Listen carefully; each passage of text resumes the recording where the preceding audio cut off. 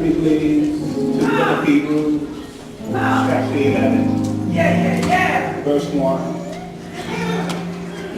Mother Fern, I did everything in my power to avoid coming to Hebrews at all, let alone chapter 11. And yet, here we are. The book of Hebrews was written during a time of severe persecution for the church. And as a result, many of the Christian Jews were considering abandoning the life of faith and returning back to the law temporarily in order to avoid being persecuted. But by so doing, they were now exposing themselves to an even greater risk, that of apostasy and all of its inherent dangers. They were not in danger of losing their salvation. Hebrews chapter 6 makes that very, very clear. When you read Hebrews chapter 6, if you think the writer is saying that you can lose your salvation, you do not understand what you're reading. Because of the sufficiency of the work of Christ, you cannot lose your salvation. What they were in danger of was not going on to maturity. They were in danger of not finishing well. And so, out of a deep concern, the Apostle Paul, and it's only addressed to a non-Gentile audience, writes to them. He writes to admonish them, to encourage them, and to remind them that a life that excludes faith can never be pleasing to God. For it is written, the just shall live by faith. Let's have a word of prayer and then let's get to it. Most high and eternal God, every time you allow me to stand before your people, I realize my inadequacy. I know that you, oh God, are able. We look to you now, oh God, that you would stand in my body and speak through my mouth, oh God. That your spirit would deliver the word to your people, oh God, that they would be edified and that you would be glorified. That is our prayer this morning in Jesus' name. Amen. Hebrews chapter 11, verse 1. Listen. Romans, Galatians, and Hebrews form a trilogy on one subject, which is lifestyle. It is lifestyle. And their thesis question is, how shall the just live? Romans answers the question of who are the just. Galatians answers the question of how shall the just live? Answer, by faith. Hebrews answers the question of what is faith. Romans, who are the just? Galatians, how shall the just live? Answer, by faith. Hebrews, now faith is. I'm not going to preach real hard this morning, if that's okay, because I'm at home, so I just want to teach the people, if that's okay. So I can kind of bring it down a little bit. All right. Now, within the Pauline epistles, several patterns emerge. One of which is how the letters are structured and divided.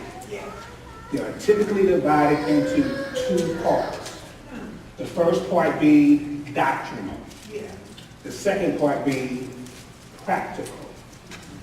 In the doctrinal part, he's dealing with what's right and what's not right. In the second part, he's dealing with how to get it right and how to keep it right. What's right, what's not right, how to get it right, and how to keep it right. Another way to say that is doctrine, reproof, correction, and instruction, so that the man of God may be thoroughly complete and furnished unto every good work. In other words, that the man of God might become mature. Now, when we apply what we know, that is a mark of maturity, when we become doers as well as hearers. Now, by practicing our faith, by practicing the word, we learn how to discern between what's right and what's not right, what's good and what's evil, how to please God and what grieves God, what's right, what's not right, how to get it right, and how to keep it right. Now, when you look at these three books, Romans, Galatians, and Hebrews, they each are a complete and total work unto themselves, each falling into the Pauline path.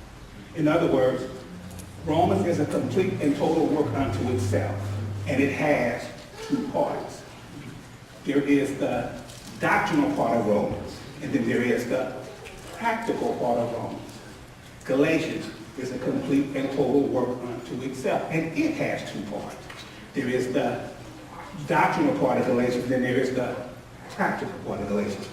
Likewise with Hebrews. Hebrews, in terms of its composition, its content, its style, its format, and its pattern, is very decidedly Pauline. Anyone who refutes that does not understand what they're looking at. They don't understand what they're reading. Hebrews is a complete and total work unto itself, and it has two parts. There is the doctrinal part of Hebrews, and then there's the practical part of Hebrews. However, when you put the three of them together as a unit, as a trilogy, big picture from a pattern standpoint, you could say that Hebrews would be considered the practical part of the trilogy. Because ultimately what the writer is dealing with is from a practical standpoint, how do you finish well? From a practical standpoint, how do you walk out your faith? How do you live out your faith in a hostile environment? All right. Before we take a look at this verse, there are a few things about the overall letter that I'd like us to keep in mind, so that when we look at the verse, we will have a context so we'll understand what we're looking at. First thing I'd like us to keep in mind about this letter is that this letter is not written anonymously. It is not an anonymous letter. The recipients of the letter, they know who wrote it. The theologians don't. All right. They know who is speaking into their lives in this time of crisis. If you read the letter, it becomes apparent that there is an understanding from the recipients that they know who it is that is addressing them. They know who is speaking into their lives in this time of crisis. If we, that is you and I, if we're going to finish well, who speaks into our lives in times of crisis? Whose voice can rise above the din, the chaos, and the narrative of the culture? All right. Whose words can call us into remembrance of whose we are, who we are, and who we are called to be in Christ? When we are in pain, who comes alongside us to encourage us to stay the course, because God is faithful. Now, is it important for us to know who wrote Hebrews? I will allow you to decide that for yourself. But for me, when I understand who's speaking, there is a tenor and a tempo that the letter takes on. When I read the words, how shall you escape if you neglect so great a salvation. All right. If you neglect so great a salvation, Yeah. if we are going to finish well, you and I, living set apart, living sanctified, living holy must become the priority of our life. All right, Pastor Mark. All When right. I understand who's speaking, Yeah. when I read the words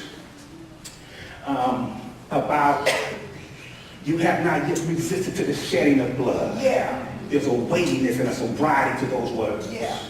Yeah. If we're going to finish well, we must be committed to this lifestyle. Yeah. So things coming off? Okay.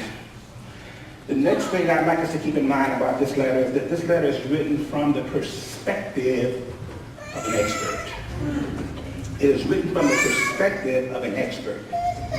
And he's writing to a group of people whose perspective is off. All right. Now, in what way is their perspective off? Well, first let's define perspective. Perspective is how one sees, views, understands, organizes, and responds to life, especially when under pressure. All right, Pastor. They're under tremendous pressure. Now, when I say views, that means to assess and analyze. And it includes feelings. Because how I feel about something is going to inform my response to it. Yeah. Now, in what way is their perspective off? Genesis chapter 1, verse 29. Genesis chapter 1, verse 29. When you have it, say there. Shouldn't take us long. Yeah. All right. Now, I'm not going to teach on this verse. We're going to discuss the verse. We're going to pull out a principle, but I'm not going to teach on this verse. Now, listen.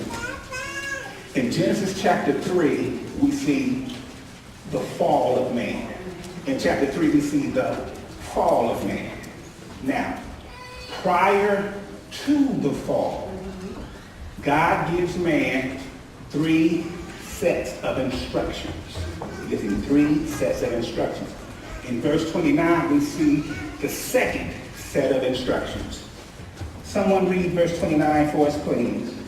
Then God said, behold, I have given you every plant yielding seed that is on the surface of all the earth, every tree which has fruit yielding seed, it shall be fruit for you. Now, some versions say behold, some say see, some say look.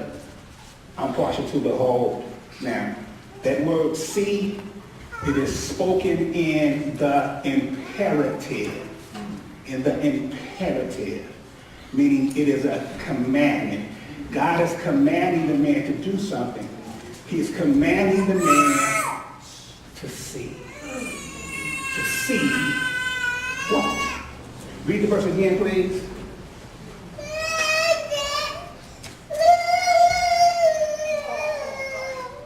That's right. Then God said, behold, I have given you every plant yielding seed that is on the surface of all the earth, and every tree which has fruit yielding seed, it shall be fruit for you. God is commanding the man to see, basically see that he's been blessed. But let's walk through this. When it says, I have given you, another way to say it is, I have blessed you, I have provided for you. God is commanding the man to see who God is, what God has already done, and what God is now still doing. In Hebrews, their perspective is off because they've lost sight of who God is. Well, They've lost sight of what God has already done in their lives historically and in their lives in particular. And they've lost sight of what God is now still doing, which is a mark of maturity. We're going to get to that. In order to see what God is now doing, that requires maturity. He's commanding them to see that God has already blessed them and that God has met their needs. That word, see, it means to see with purpose. It means to gaze with the intent to understand. So then not only does God command us to see, he holds us accountable to understand what we are seeing. Yeah. And we do not get to define it. It is what God says it is. Now, why is that important? First of all, because God wants us living in a state of awareness. Pastor's been teaching on that, the state of awareness. God wants us in a state of awareness of what's going on around us, of who he is and what he's doing.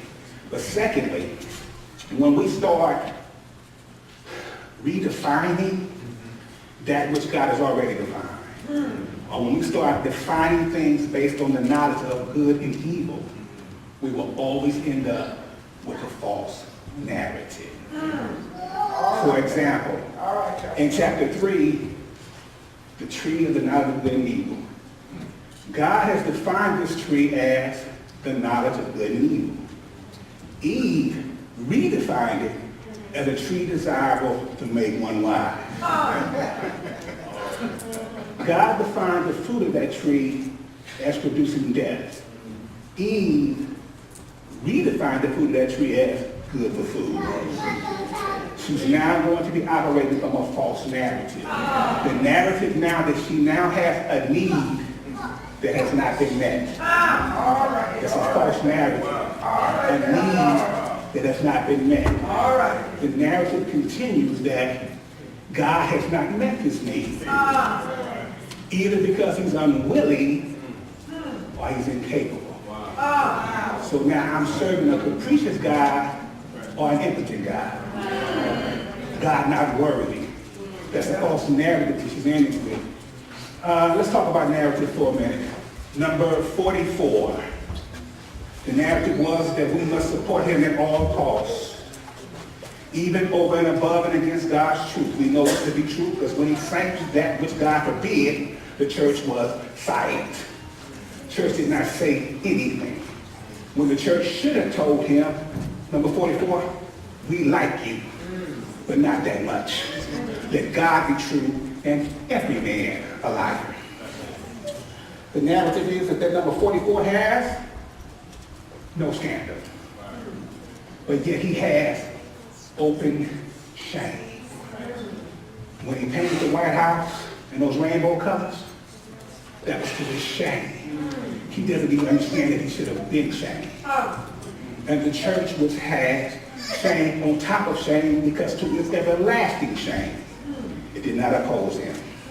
The church was either silent or it supported him in that narrative. If we're going to finish well, we must have a godly perspective in life. That's it. Especially when under pressure. Even when under pressure. Back to Hebrews. Back to Hebrews. So they are now operating under a false narrative. The narrative that the pain of serving Christ is greater than the reward of serving Christ. That the cost of serving Christ is greater than the joy of serving Christ. So he writes to them from the perspective of an expert. And he writes as an expert on all pertinent issues at hand. What are the issues? Well, first of all, he's writing to the Hebraic people. The Hebraic people. He's writing to the Hebrews. A people whose father, Abraham, a man without potential, was called out by God and set apart by God. A man who was given a promise by God. A man who was given a new name and a new identity. The Hebrew people who, despite all that they had endured, they have been enslaved at least 3 times by this writing.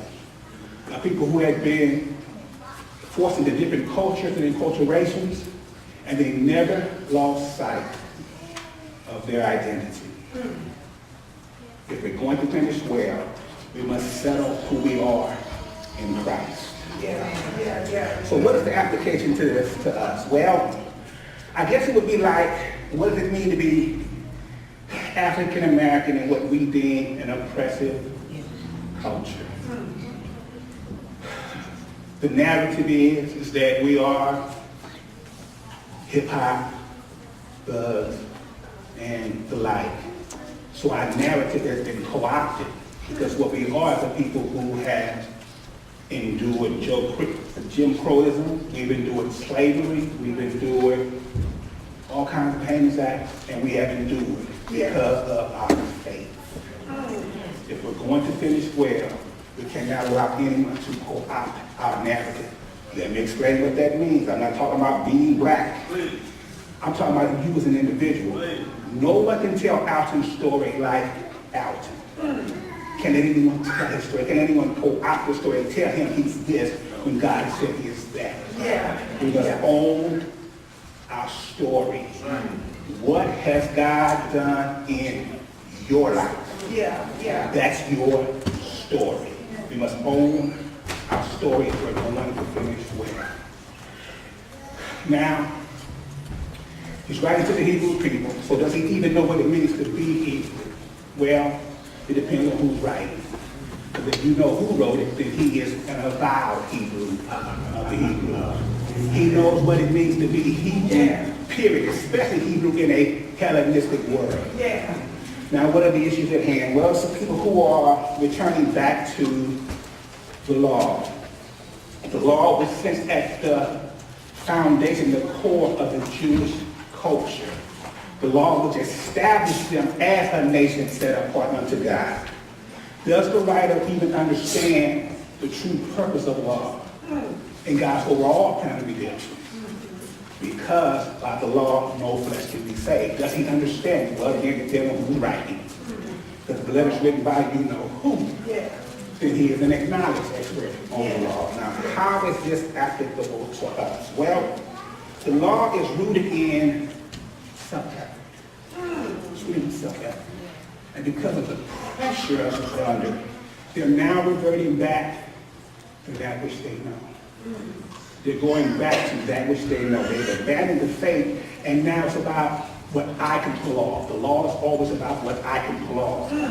Whereas faith is about what has God already done. Yeah. So, how is it applicable to us? When we're under pressure, what is our go-to move? Do we set Jesus aside like a little Buddha doll and then go to self-effort? Do we start running games? Do we start manipulating the situation? What do we do? If we're going to finish well, we must have a spiritual response to the pressures of life. Spiritual response.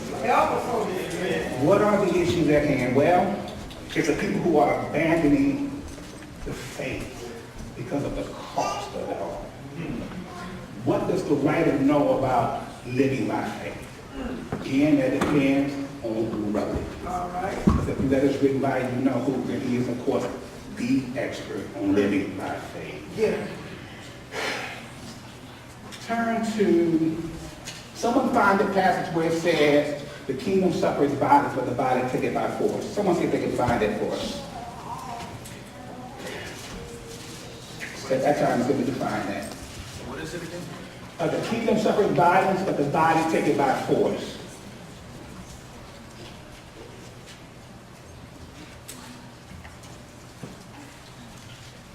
Talking about faith.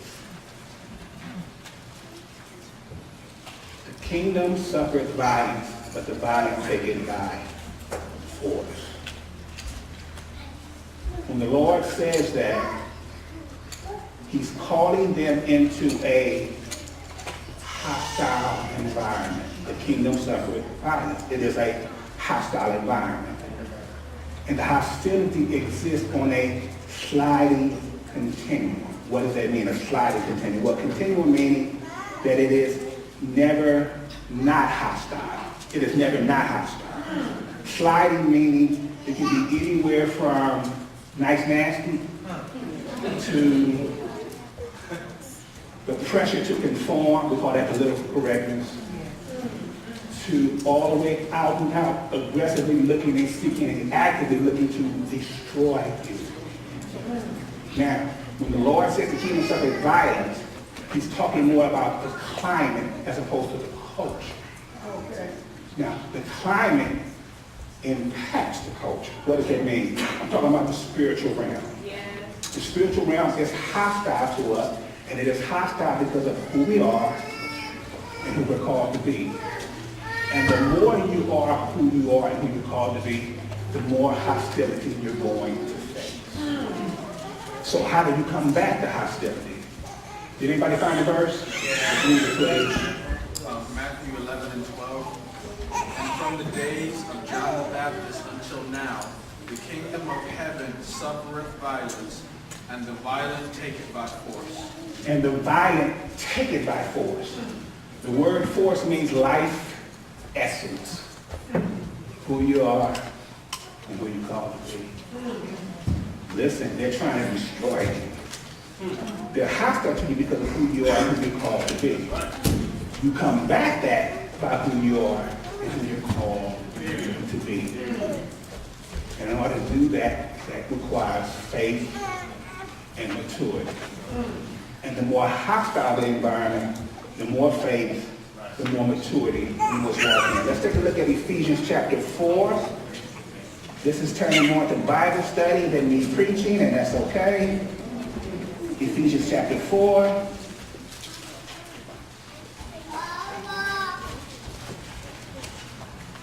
Pick it up at verse 13. When you have it, say there. Someone read, please. Till we all came to the unity of the faith and the knowledge of the Son of God, to a perfect man, the measure of the stature of the fullness of Christ, that we should no longer be children tossed to and fro, Start over that verse right there. Verse 14, read that again. Start over. that we should no longer be children tossed to and fro and carried by every wind of doctrine, by the trickery of men and the cunning craftiness of the deceitful plot. Agreed. But speaking the truth in love may grow up in all things, May grow up. They're talking about maturity. in all things, into him who is the head, Christ. In times of uncertainty, what settles us is faith and maturity. Faith and maturity. Now here's the problem in Hebrew. They are not grown. They're not grown. And they are in the most hostile of environments.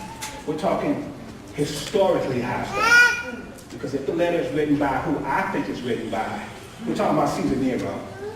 We're talking about historically hostile.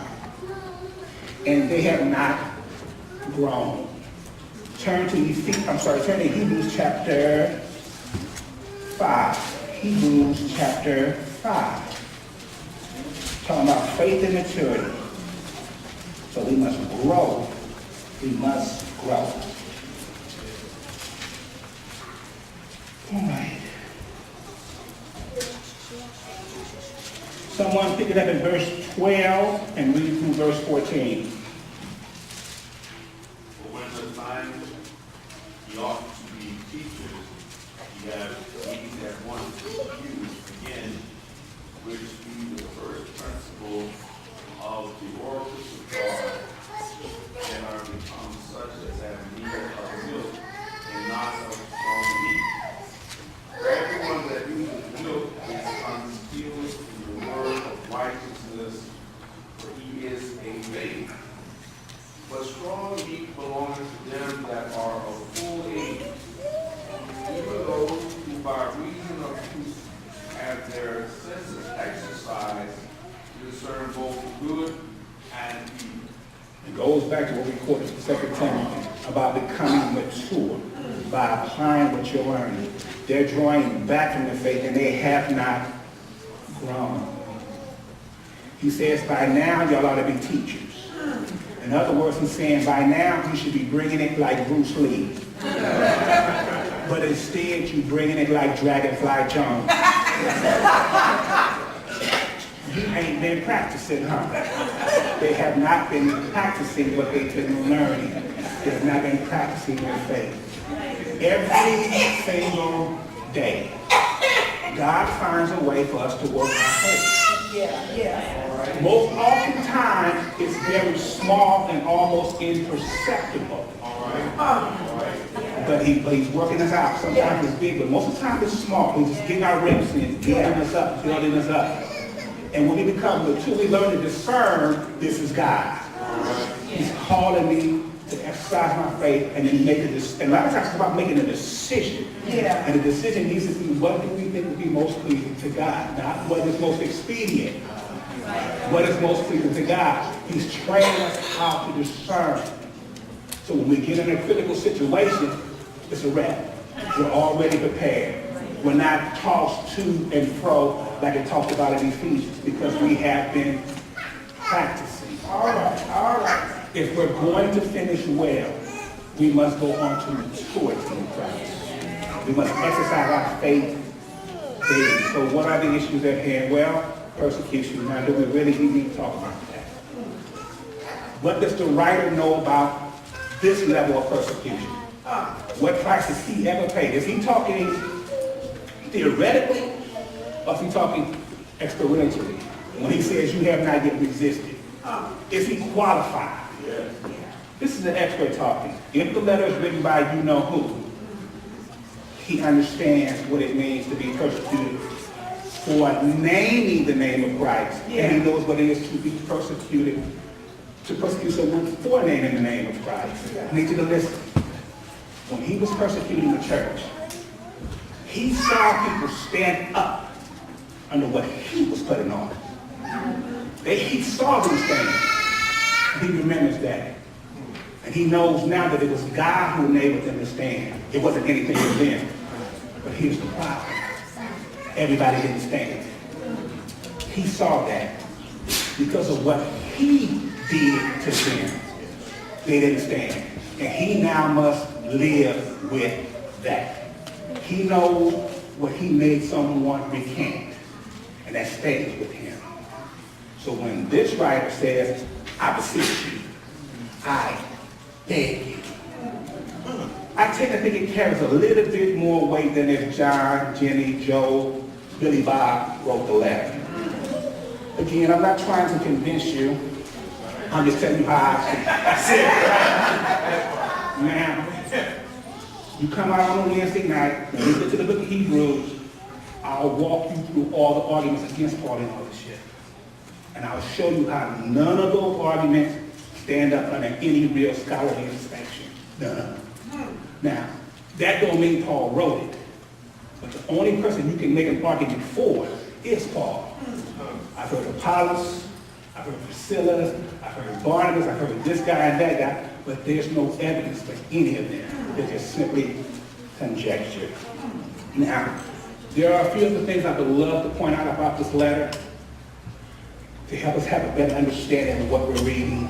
Like, for example, in chapter 11, we're going to look at the definitions of faith. But in chapters 4 and 6, he explains something about the nature of faith that feeds into how he's defining faith. I don't think we have time to take a look at that this morning. So, again, there's several other things I would love to point out. But let's go ahead and take a look at chapter 11, verse 1. Are y'all praying with me? Because I'm giving it to y'all as the Lord has given it to me. So I'm listening to him try to read y'all too. All right. Now, here's the last thing that I do want to point out about this letter. It is written in the form of a legal treatise. And the writer is arguing for the defense. He's legally arguing for the defense of something and someone. Second thing I want to remind you of is that he's writing in a rabbinical style. He's writing to them and reasoning with them the way a rabbi would. He's not using apostolic authority to make his appeal. He's using the scriptures to make his appeal. He's writing to them in a rabbinical style. He's using what's called the greater than, less than argument. For example, he's arguing that Jesus is greater than the angels. Jesus is greater than Moses. Jesus is greater than Aaron. Because he's making an appeal that between faith and law, faith is the greater lifestyle. Now, Hebrews chapter 11, verse 1, a legal argument. It's in a legal definition here. Someone read 11 and 1. Now faith is the substance of things hoped for, the evidence of things not seen. He is legally defining faith. He's legally defining faith. Here's what I want you to see. When he gives this definition, he does not give it in the doctrinal portion of the book. He gives it in the practical portion of the book. Why? Because if you read the letter, he's already established what's right and what's not right about living by faith. That living by faith is right. To not live by faith is not right. He's already established that. So now he's giving them the practicality of faith. In other words, to live like this, it must be practical.